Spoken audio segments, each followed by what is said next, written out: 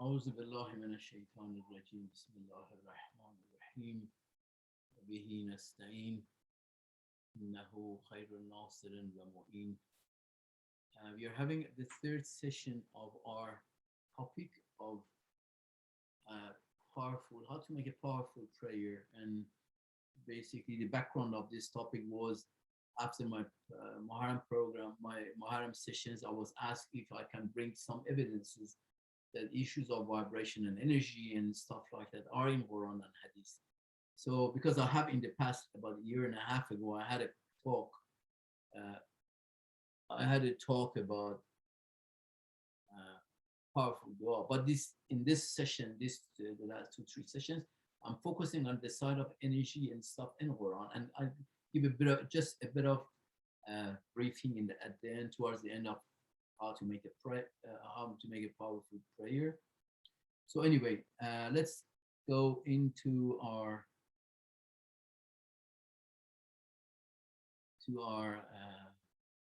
PowerPoint.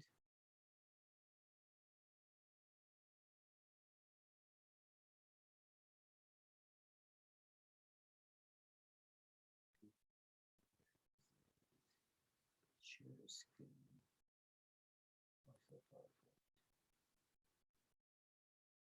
So I just need one person to tell me that you can see my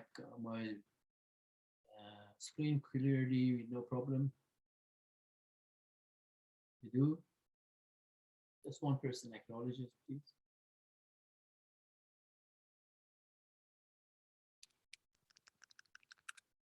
Okay. No one answers, so I assume that you do. Otherwise, you would have made a complaint. Okay, how to make powerful prayer, Erfuantum. And as our normal, usual slogan is worship smarter, not harder. That is to gain knowledge. And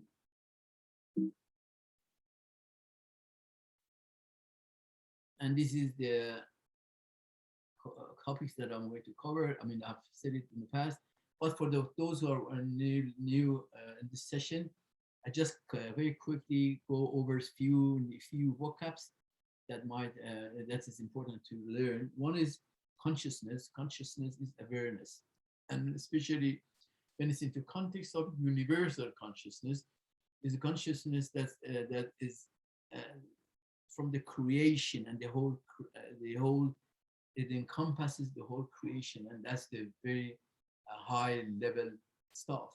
And that is we look at it as, I look at it as in comparative work, vocabularies of Irfan is very similar to Haqiqat Muhammadiyya, or to first intellect, or to unified field of quantum.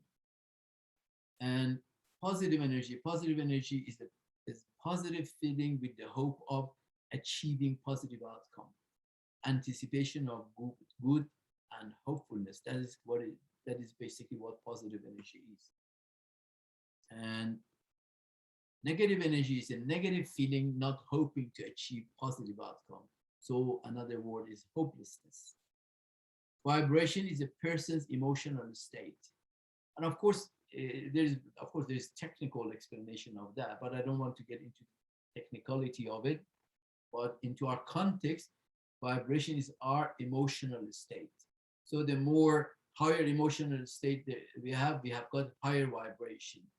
And vibration basically means everything is in motion. In the whole creation of Allah subhanahu wa ta'ala, everything is in motion.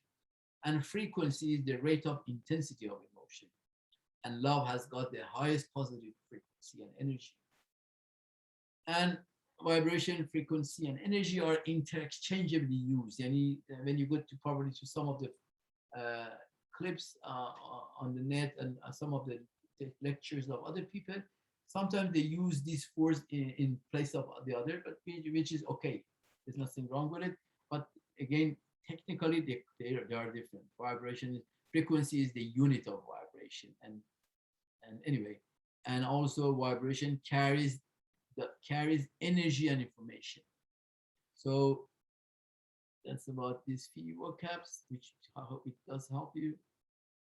So we want. I showed this video last week, so I don't show it anymore here. That was a clip of someone that had a very advanced cancer and was advised that she will not survive long.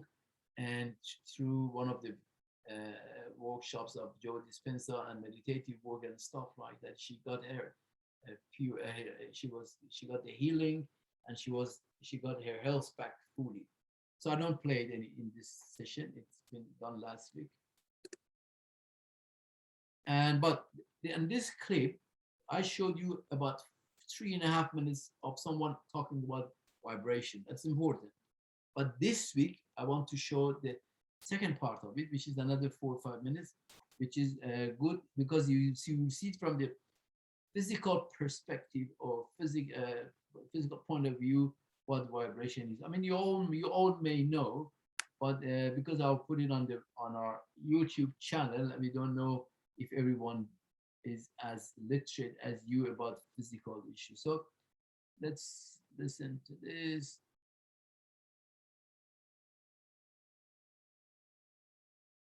Civilizations. We are all energy bounded by frequency. Hello there and welcome. I'm Bob Proctor. And I'm going to take you back a little in time. There's no PowerPoints. There's no... I want your full attention because this is very concise, but a lot of stuff is in it. Is really deals with the consciousness, the level of consciousness and paradigm shift. So if you need it later on, they tell me I can possibly send you the clip alone, just this clip alone, to be repeatedly a few times watched so that you grasp the whole concept. Great technology. I'm going to use a flip chart because I want this to be in real time. I want to explain something to you that not many people really understand. I want to talk about the law of attraction. You know that the law of attraction is always working. It's like the law of gravity. If I let this go, it's going to go down. It's never going to go back up. It's going to go down. That is the law of gravity. Anything heavier than Earth is attracted towards the center of the world. Well, the law of attraction is always working. Now, how does it work? Well, I use a diagram to explain the mind. Now, let this circle represent your mind. And let this little circle here represent your body. Now, I want you to think of this for a moment. Your body is a molecular structure. This is a massive energy and a very high speed of vibration. If you looked at your body through a microscope, you'd see that energy dancing right before your eyes. Here's something that'll keep you thinking for the next 20 years. When you move out of it, the body does not stop moving. If you go to a funeral parlor and pick up the remains and look at it, you will see it moving. And if it wasn't moving, how would it ever change to dust? You move into your body and you will move out. And it's how you use your mind that's going to dictate the vibration you're in. Now stay with me. You have an imaginary line right across here, and that separates the conscious mind from the subconscious mind. Now, the subconscious mind has been programmed. When you were a little baby, this is the way it was. You're just like this. Subconscious mind wide open, and everything that was going on around it went right in there. And all the energy that went in there when you were just a little baby formed something called a paradigm. Now, a paradigm is information. It's a multitude of habits. You are the product of your environment. But prior to that, you were the product of a genetic strain that goes back for... I want to give a very short explanation here. When he's talking about this, this is the mind of a baby, and whatever comes directly goes to subconscious. Because usually the kids at the very young age, their brain wave is on very slow and on the theta wavelength and brain wave, and that is when we can see usually the very small kids, they are kind of in an imaginal world. That's why, so that whatever they receive, it goes directly to their subconscious. That is why the first 7 years is very important in what they learn and what they hear. So sorry, I just wanted to connect things together. Generations. Now I'm going to say that the paradigm is X type energy. Now you've got the ability here on a conscious level to think, and you can think anything you want to think. And as you think, you build ideas. There's a power that's flowing into your consciousness. It never stops. It flows to and through you. You can actually photograph this power leaving you. It flows to and through you. Now, as it flows in, you will start thinking, and you'll probably think X-type thoughts. Therefore, you're going to be in an X-type vibration, and that will produce X-type results. Now, it's the results you want to change. And to change the results, you're going to have to change what you attract. You see, the thoughts that you think control the vibration that you're in. Vibration is nothing but an idea. It's a law of the universe. Everything vibrates, nothing rests. We live in an ocean of motion. And it's the thoughts that you're thinking that you impress upon your subconscious mind that control the vibration the body's in. And that dictates how you act, but it also dictates what you attract. You attract energy that's in harmony with you. You attract people that are in harmony with you. You see, everything operates on frequencies. There's an infinite number of frequencies, but you and I operate on a frequency, just like a radio station does. And now it's the paradigm that has been controlling the vibration. You can change your thinking, but that doesn't do anything. You got to change the paradigm. And if you don't change the paradigm, nothing happens. Now, talking about paradigms is another subject. We'll do that at another time. But it's the thoughts that you think that control the vibration you're in, and that dictates what you attract. So if you keep attracting what you don't want, understand this. It's the paradigm that's causing the problem. You can think a Y-type thought, which is totally different than the X-type conditioning. It isn't going to go anywhere. Because when you go to get emotionally involved, and this is the emotional mind, when you go to get emotionally involved with that Y-type thought, the paradigm will kick it out. You know why? It's so uncomfortable. That's stepping out of the box. That's doing things different. And we don't like to do things different because it causes a lot of discomfort. But understand this, the paradigm and the thinking control the vibration you're in. And the vibration you're in is going to dictate what you attract. قال أبشرتموني على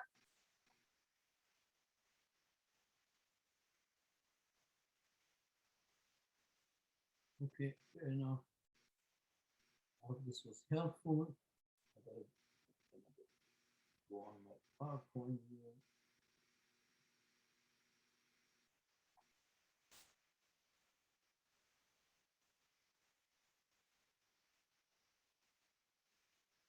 Okay, so that was the video we just watched, and now we go to Whether you realize it or not.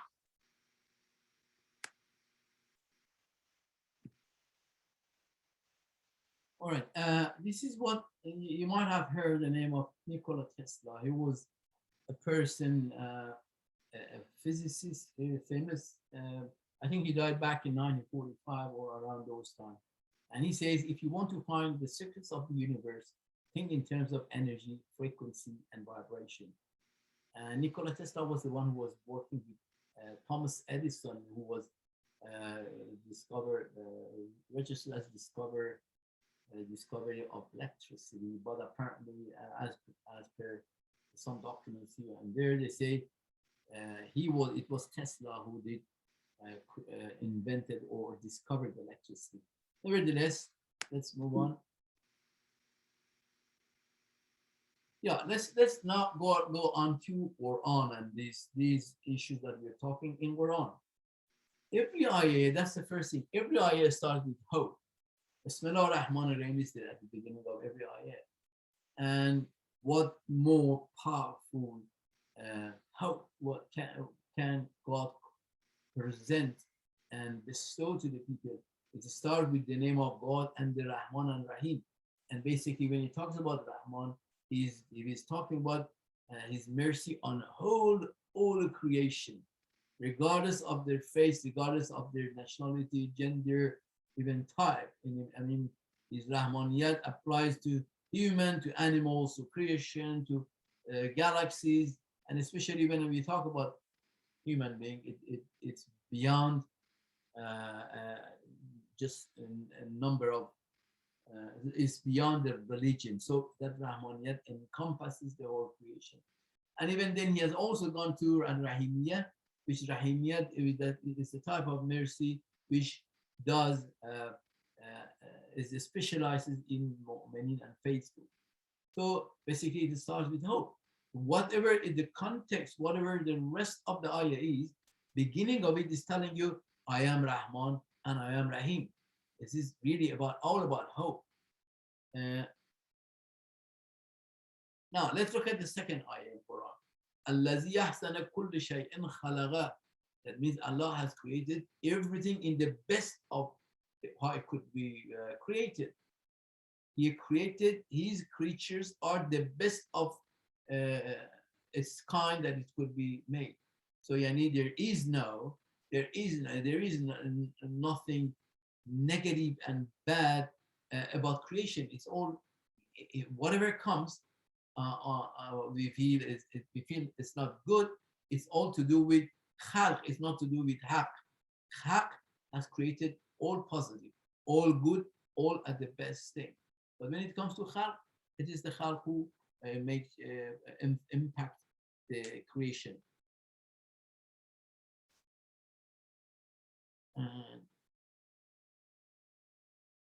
Okay, universal mercy is in Allah's essence.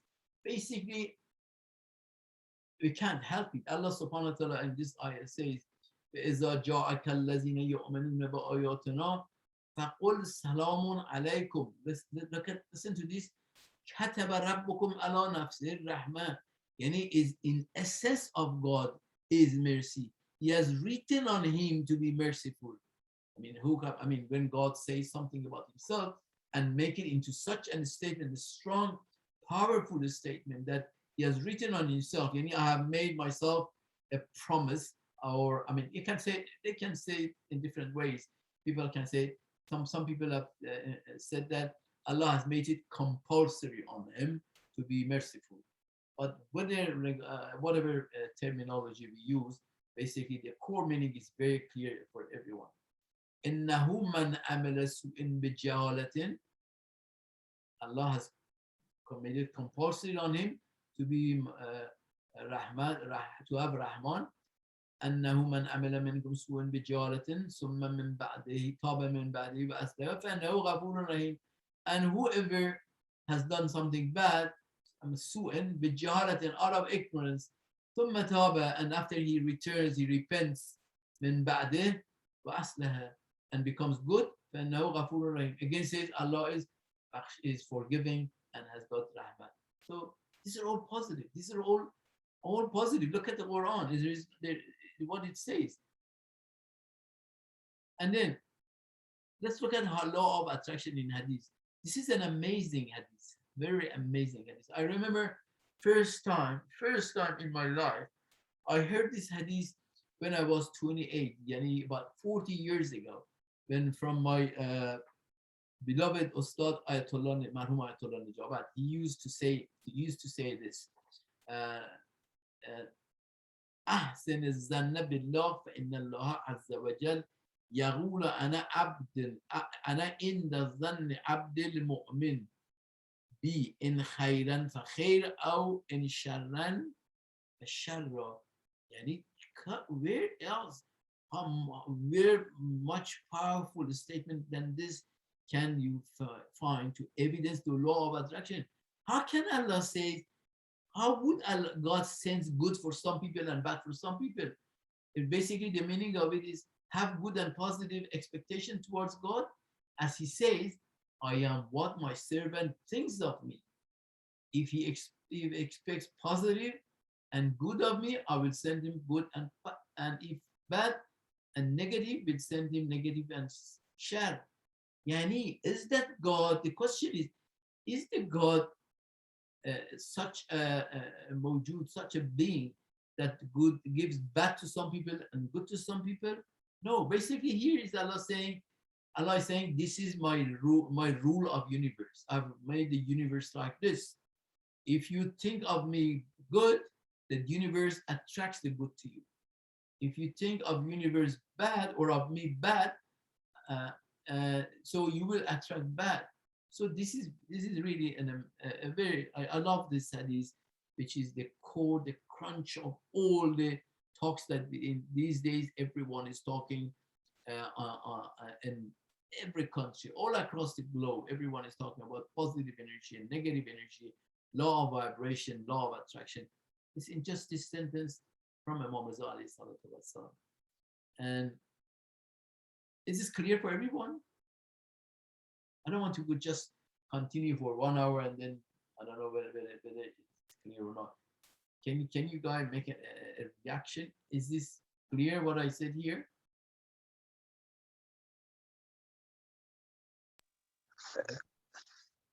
So to say, if I try to apply these ayat karima to the description that I've just seen in the video clip, dividing the conscious and the subconscious, how I make this as inserted into my unconscious mind so that it become reflex rather than gradually it become a reflex and believe straight away with the eye rather than thinking of the meaning and then I accept it. I try to implement how could I make a relation between these ayat and the video clip of the dividing conscious unconscious, if you don't mind. And the bottom line of the description was the attraction. He make it similar to gravity. So I try to correlate the attraction to these ayat.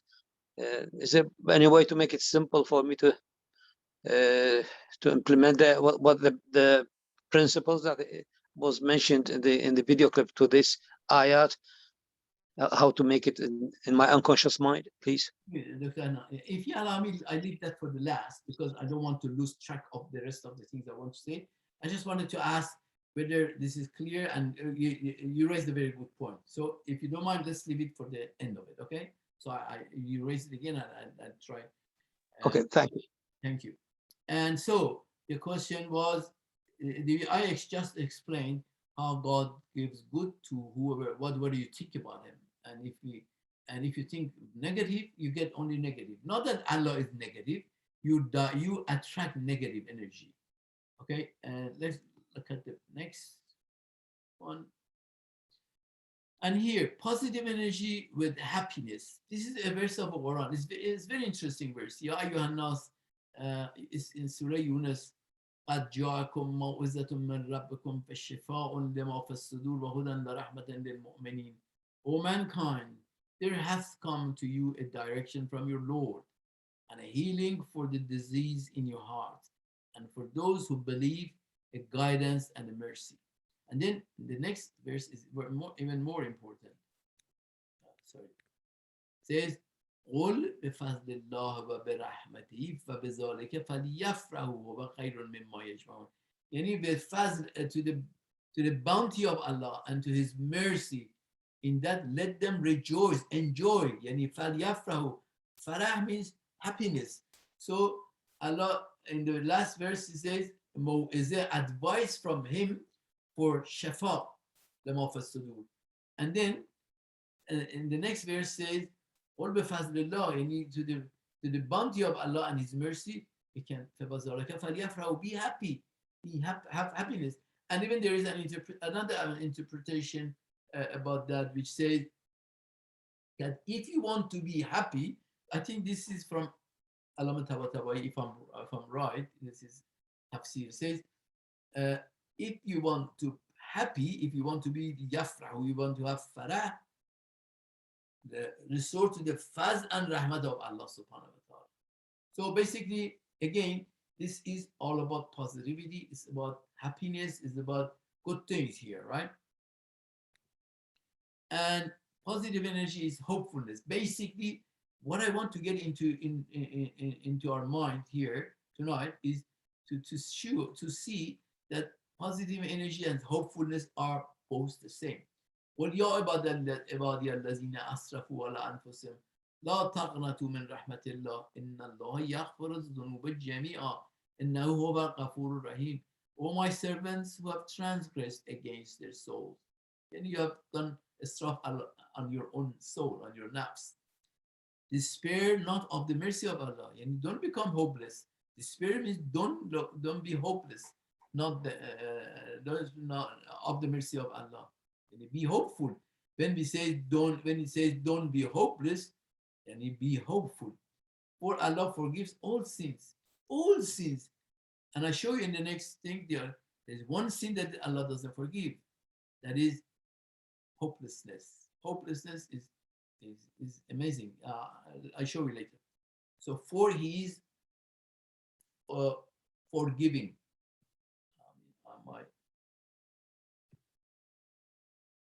Is forgiving and merciful. So basically, again here it talks about how Allah is positive, how his promises are positive, how his promises are good. La taqnatu, don't become hopeless from Allah's mercy.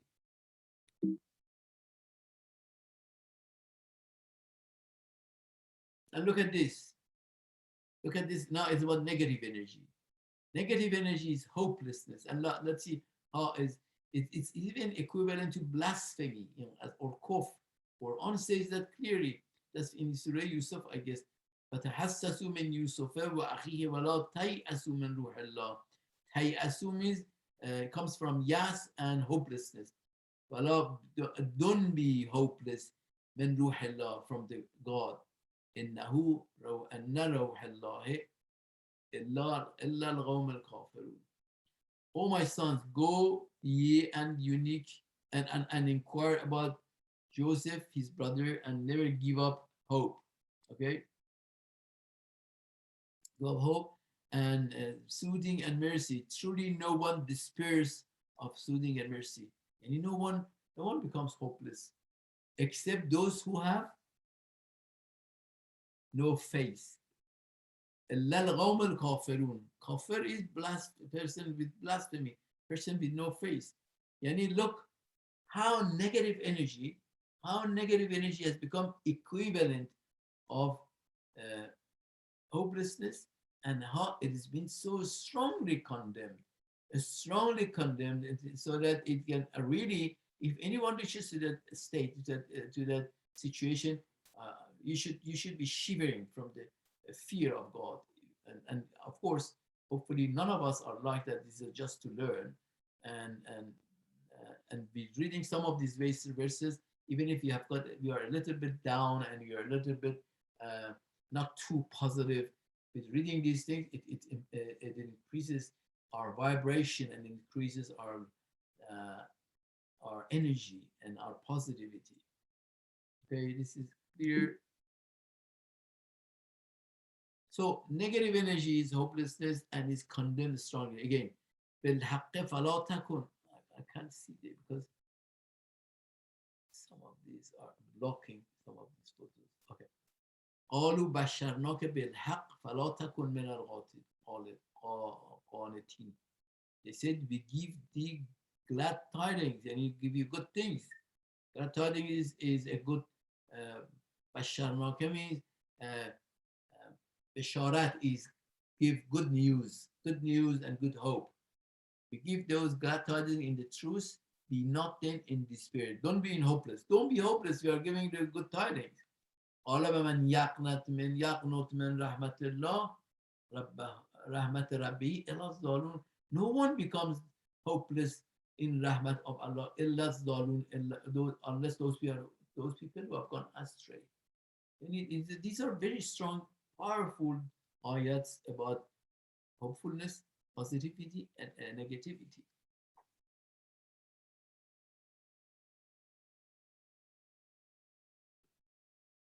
So now let's look. I want to, just first, I wanted to show you a glance of positivity and negativity in Quran and in Hadith. Of course, my research or bringing some of these ayahs and Hadith is not an exhaustive research, because this is not a research session. A research session is totally a different thing. This was only bringing few examples to show the context and to point to send the point across. So those two a few ones is good enough. You can all your more own work, welcome to do your own further research, and if you did, please share with the group in the RKF WhatsApp group. We can all benefit from it. So going to the prayer itself, there are 4 pillars for prayer to be answered. One is certainty of paradigm. Certainty of paradigm is in belief. Yani, when you go, I don't know statistically, but I know I've seen people around me, a lot of people around me in my whole life, and you all, I'm sure you all have seen, there is not really much certainty or hope of being answered the dua. A lot of people go and they do dua. I mean, most of the Shias, Muslims, they all do dua. But what is in their heart about the dua, how certain they are in the dua, that's one of the reasons that there is a high rate of failure in getting the answer. There are some people they do get it, but in general, being answered in dua is look like a miracle. And why it looks like a miracle? Because we are not going with full certainty, and in our heart there is a lot of doubt that whether we deserve it. If there is no resistance, means we should not have the resistance in terms of thinking we don't deserve, or we think, oh, this is a very big ask, Allah will not give it, or we think it is an impossible thing to happen, or we think there are various levels of resistance, and once the resistance is there, there's no way. I mean, you can't get it. So certainty in paradigm or certainty in belief is, when we have any dua, when we have any request from God, there are 2 ends to this. One end is you don't have it and you want it. When you don't have it and you want it, basically here it's negative energy, because you are lacking it. The feeling of lack is negative energy. From the other side is you want it and you have to be positive about it. So this is the whole issue, is the balance, creating a balance between these two. And the balance between these two is when we go to a verse of Quran, I show you the verse of Quran, it is to believe strongly that without any doubt that is given. And I tell you where it is given and how it is given. So one is certainly a paradigm. Second thing is, you have to remember, language of prayer is emotion, which contains vibration and comes from heart. Yani what we talk to God is fine, but your word is not your word which goes up. Your word is basically, you are trying to do talqin to your own heart, and you have to bring it to the heart, and heart is the one which communicates with God, with angels, with Masumin, and with higher awalim, with universe, with galaxies, with creation, or whatever you want to name it, with Haqiqat Muhammadiyya, with Aqla Abbal, and all this is the work of God. So language of dua is not words, is emotions. Okay? So the third thing in dua is manifestation. Manifestation basically is visualizing all positive things, visualizing positive issues, visualizing positive sins, visualizing that you have been answered your dua. Because if you don't have the doubt and you cannot visualize it, basically that means you are not still positive, you are not still hopeful about it. So manifestation is one of those techniques which is helping to create a certainty in our heart. And the gratitude, which of course is thankfulness to Allah subhanahu wa ta'ala. Okay, we have got 2 principles. Principle number one, about dua, about giving us this surety that dua is accepted. One is the verse of Quran itself, "Ud'uni astajib lakum," ask I shall be given. Or وَإِذَا سَأَلَكَ عِبَادِي أَنِّي فَإِنِّي غَرِيبٌ أُجِيبُ الدَّعْوَةَ الدَّاعِ إِذَا دَعَانِ. Yani when my servant, my creatures, when they سَأَلَكَ عِبَادِي, ask from their about, أَنِّي فَغَرِيبٌ, I'm very close to them, and I answer the da'wah. Da'wah means that's dua. أجيب الدعوة الداع. I answer the request of the da means the one who wants, who was that talab. Is not the on when they call me. See, that's the point. When they call me, and when their heart is in the state of asking. It's not the tongue. It's when the heart is instead of asking. So this is the first foremost principle of certainty of actualization of the in Quran. And if you doubt Quran, then I mean, everything is irrelevant. Everything is irrelevant if you're doubting Quran and the verses of Quran.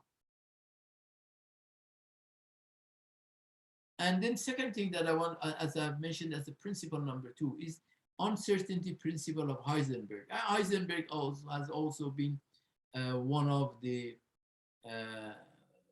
scientists of quantum in the last century. He's very famous, Heisenberg. Basically, I don't want to, again, there is technicality. If I go to physical technicality of it, it might be a bit difficult to understand for everyone. And not for some of people would know, some of people don't get the whole the core of it. So basically, uncertainty in nutshell says there is nothing in the whole creation certain. Everything is subject to change. And of course, when you think about it, if there was things were not subject to change, how would Du'a work anyway? If everything was fixed, Du'a didn't make sense.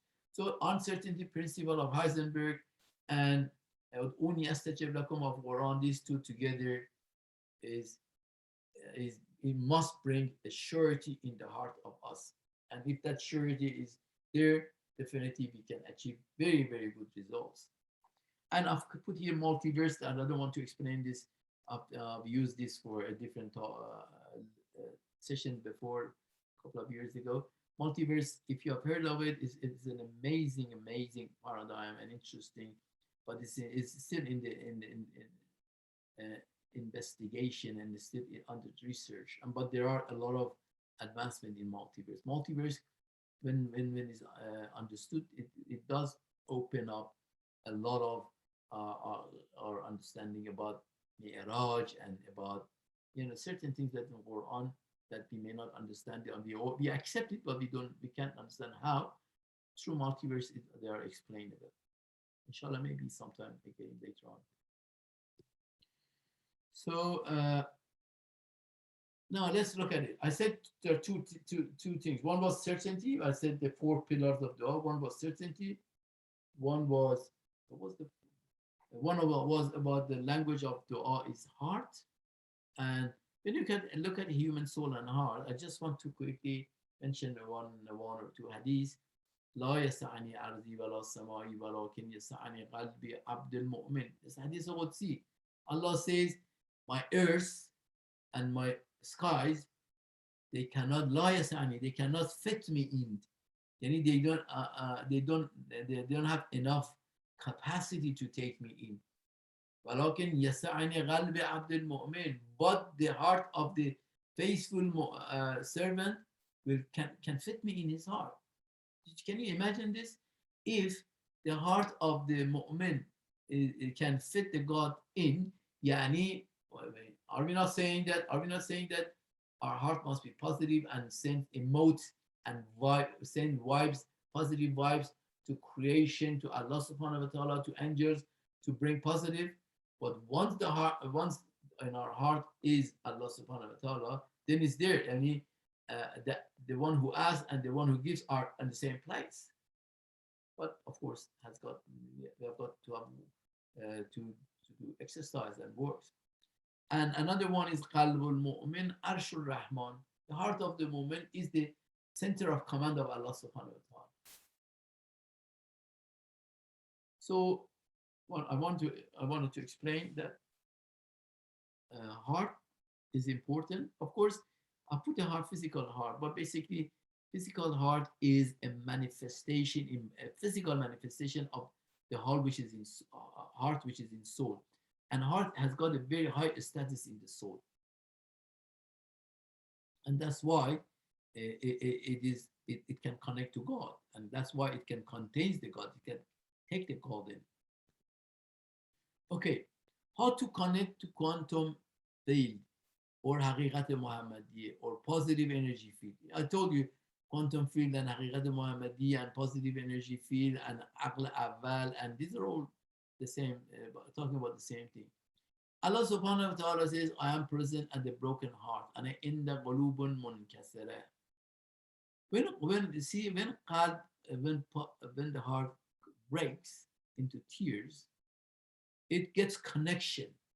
And have you not felt when you go, for instance, when you are Masana in Majlis Imam Hussein, when you can break into tears, you get connected immediately, and there is a level of connection gets created. Of course, one to another could be different level of connections, but that connection will take us totally out of this material world, and we don't even feel it. We don't even know where we are.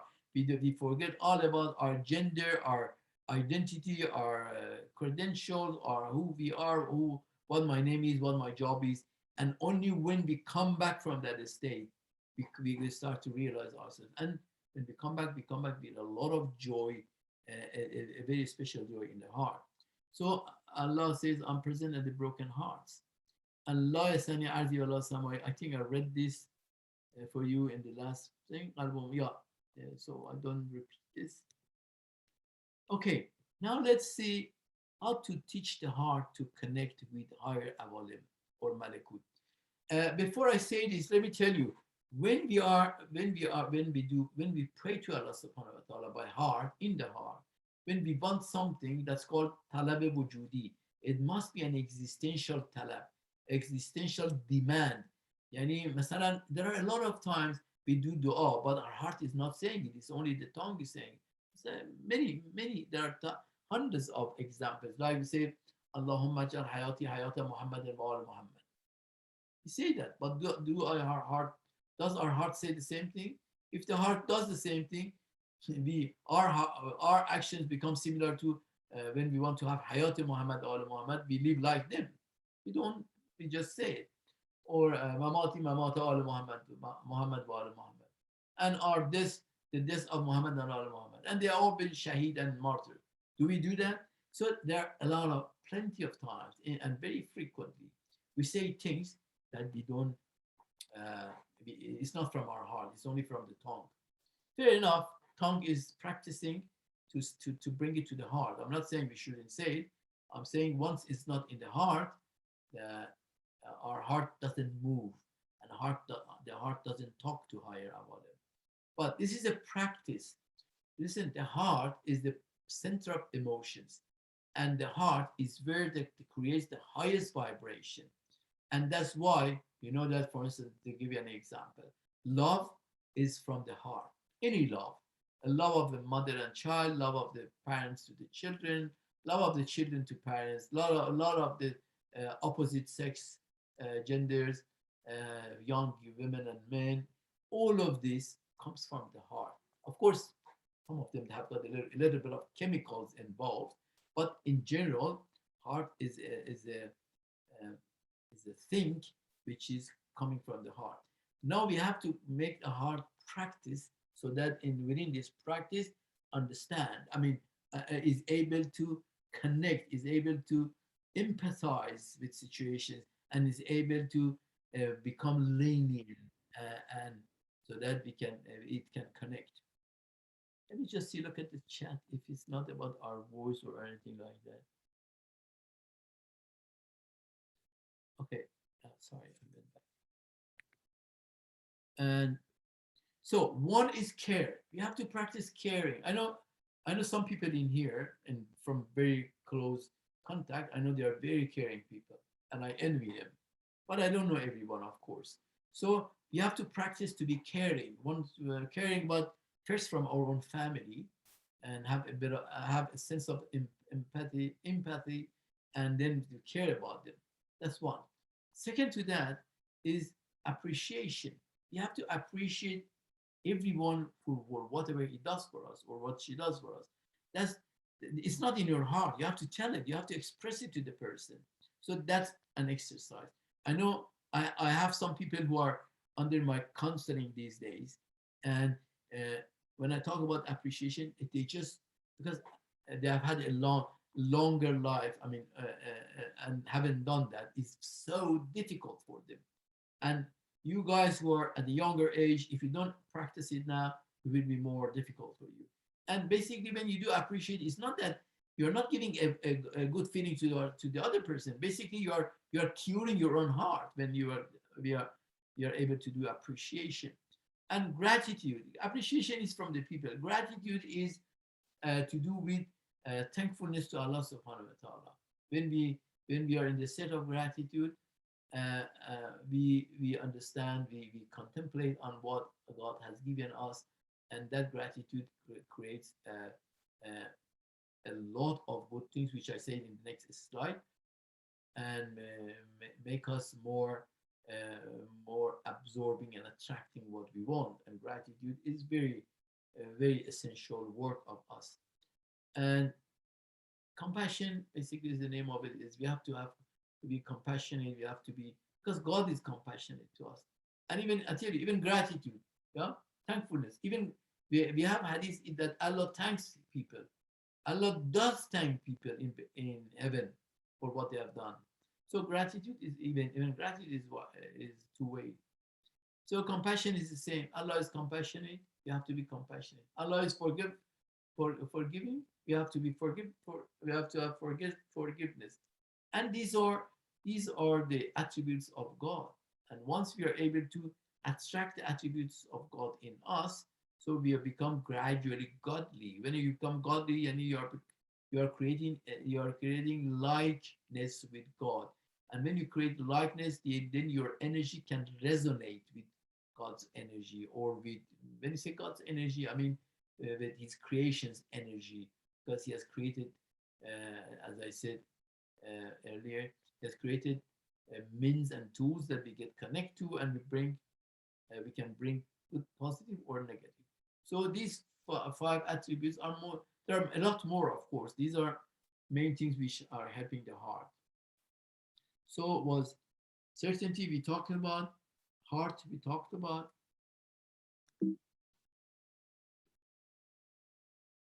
And وَإِذْ تَعَذَّنَ رَبُّكُمْ لَإِنْ شَكَرْتُمْ لَأَزِيدَنَّكُمْ وَلَئِنْ كَفَرْتُمْ إِنَّ عَذَابِي لَشَدِيدٌ. This is about thankfulness to God, manifestation and gratitude. Let me tell you first about manifestation. When we do dua, I do my dua sometimes, about probably 2 to 3 years. When I do dua, I do manifestation. Manifestation is a technique which helps us to strengthen our belief. What does that mean? I'm sure most of you probably know. After your dua, you have to assume. You have to assume that. Assume means you have to be certain that your dua is given and is in alam al-malakut, because everything as per Quran and Hadith first is created in higher awalim, in alam al-aql, then comes to alam al-imaginal and alam al-barzakh, that side of the barzakh, and then comes to material world, or goes to imaginal world, and from imaginal world comes to material world. So we have got, so because we are sure our hajat is given, our dua is answered, and it's in alam al-malakut, so we have to, with a strong belief, you have to start to be visualizing it. Masalan, if someone it's about healing of someone is sick.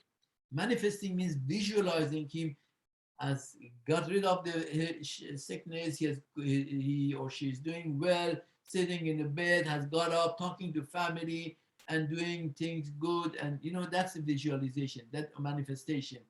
That manifestation gives more certainty to God, because when we do manifest, the brain does not realize the past and future.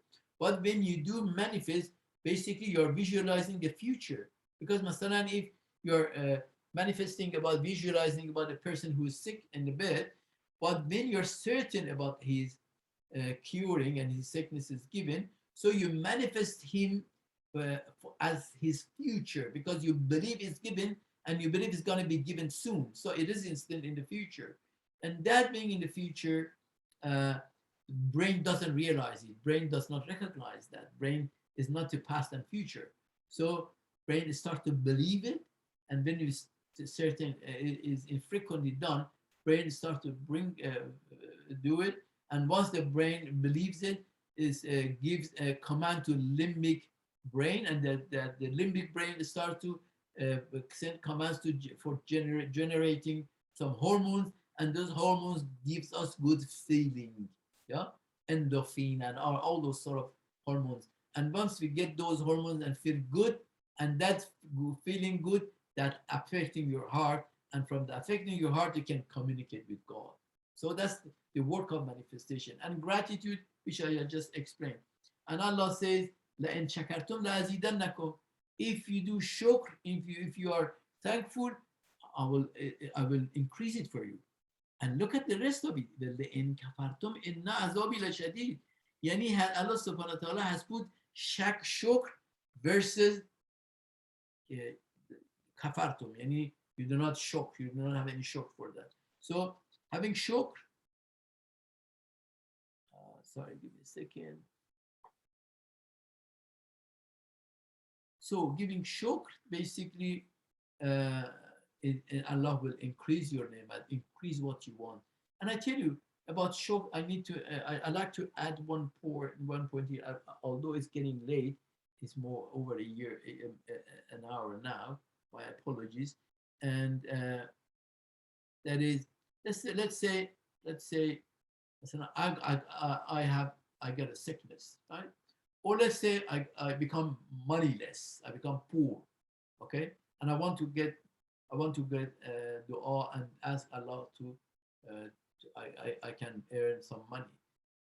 Shukr here is two things. One is I have to be able to manifest myself in the future because I have done dua, Allah has given to me, it is in alam al-malakut, and I'm doing shukr for that.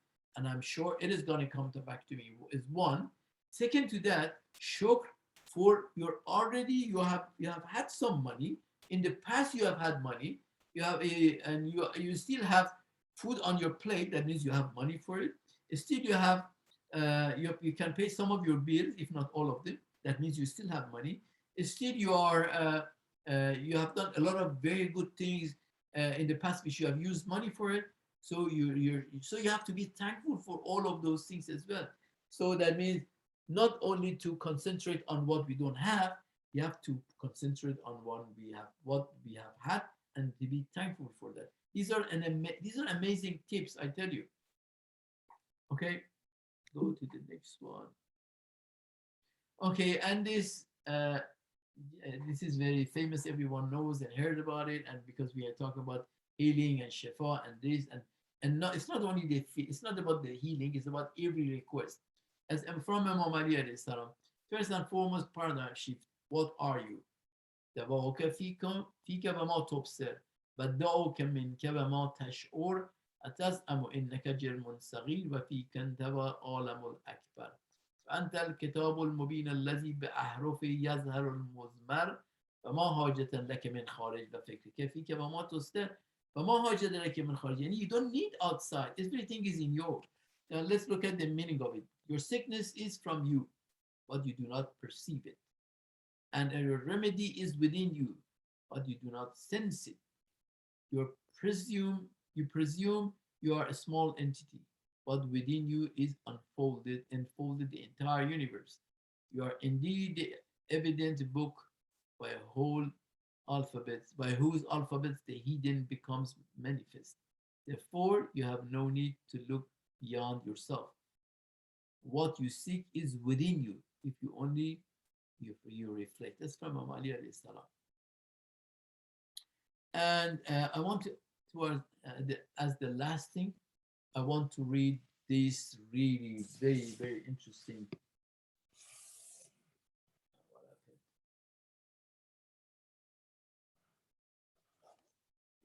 Very interesting. When we are in positive mode, okay? Listen to me if you want. I suggest you repeat it with yourself. Okay, I promise not to take more than 5 to 6 minutes. So we know about positivity, right? When I am in positive mode, I feel satisfied. I like being positive mode because things feel clear.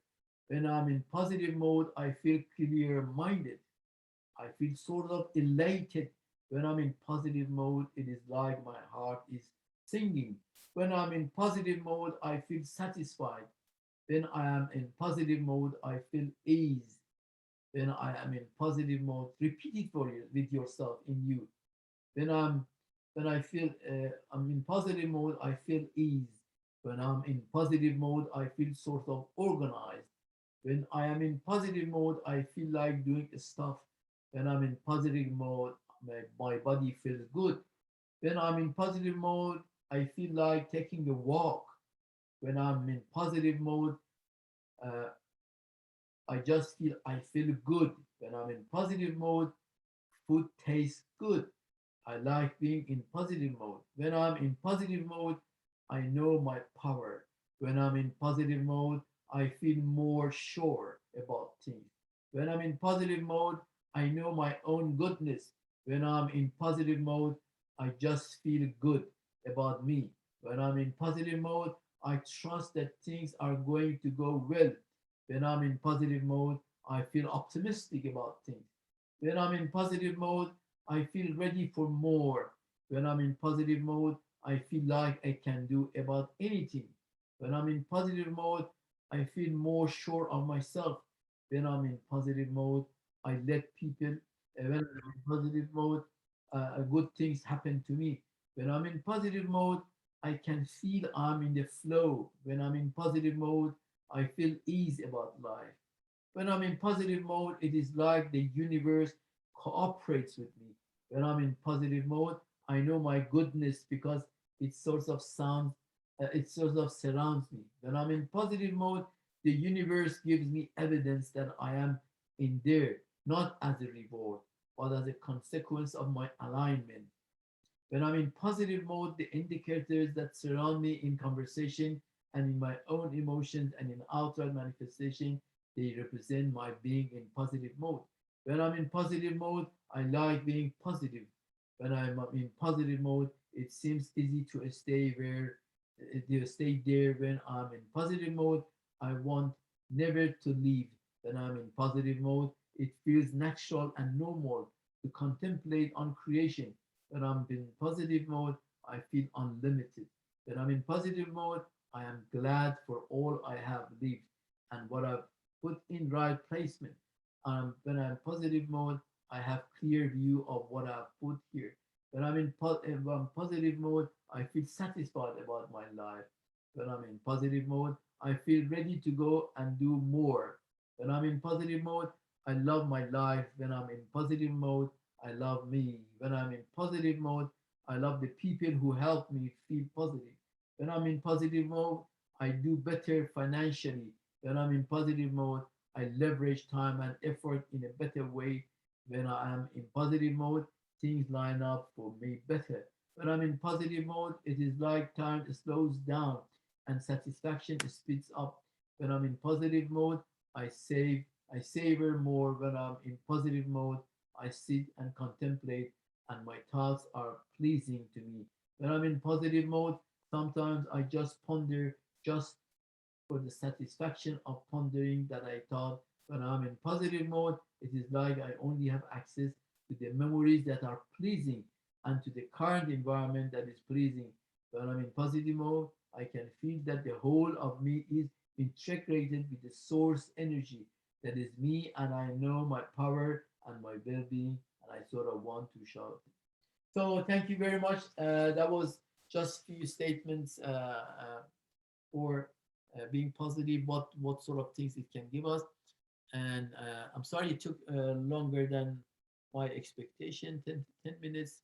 But of course, at the beginning, we also waited for 10 minutes to rest of the people to join. So if there